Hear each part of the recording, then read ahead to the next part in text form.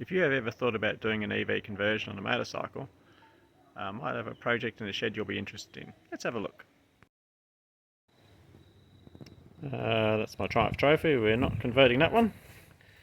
There's my gold wing. Just waiting for the fork seals to be done on that one.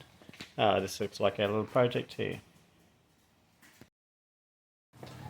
Okay, so this is our project bike. It's a CBR250 in MC19. It's a 1988 model. I bought it not running. It's in pretty bad shape, probably destined for parts or the scrap heap. So I thought we'd give it another life and attempt to do an EV conversion on it. So I'll do a little walk around the bike and show you a little bit about it. If you want to see more about the build, you can look on my website evconversionrider.com, and I'll show you the step-by-step how we've stripped it down, how we've put it all back together again. But I'll do a little walk around right now.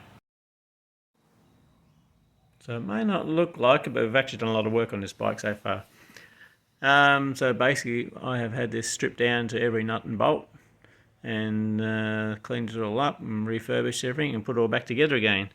So we'll do a little walk around and show you what we've done so far. So the front wheels, the powder coating had all come off, so we've resprayed the front wheels, the front brakes and front brake masters have all been replaced.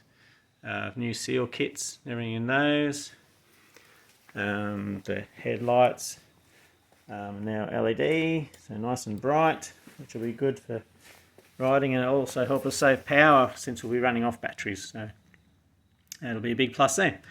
The engine has obviously been removed because we're not using it anymore, and we've also cut the bottom of the fuel tank out, you can see up inside there, to make room for the battery box and the controls. So in this space there will be a structure built in here to re-strengthen the frame. As there's no motor in it anymore, the motor is part of the structure of the bike, so we have to build a new structure in here that will house the electric motor and the batteries. Then we go back down the bike and we've cleaned up the swing arm, new chain guides, the rear wheels, new bearings, new sprockets, rear wheels been all resprayed. So it's all ready to go. Seats have been recovered. LED tail lights, and the rear brakes, all new kits in those as well. And new kits in the foot brake, new foot pegs, and we've also installed some new controls since we took the instruments out. We've put a new dash in there so we can see what the bike's actually doing.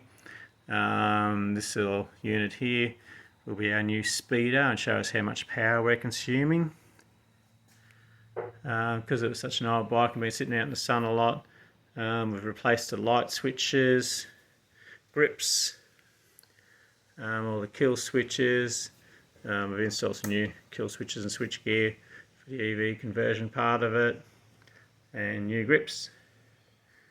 So it's getting there. We'll be putting a whole new fairing kit on it, so I think it's going to end up looking more like a blue and white bike than what it is now. This fairing's got brakes in it and everything, and it's not usable, so I'll be putting a new fairing kit in it. So here's all the parts that have been pulled off it, so all of our instruments, wiring, cables, the radiator, air boxes, and obviously the engine. That has all come out of the bike. So we removed about 65 plus kilograms off the bike, and that is to make way for our new electric motor and all the control gear that goes with it, and the switch gear. Yeah, so that's all going to go into this once we get the battery box made for it.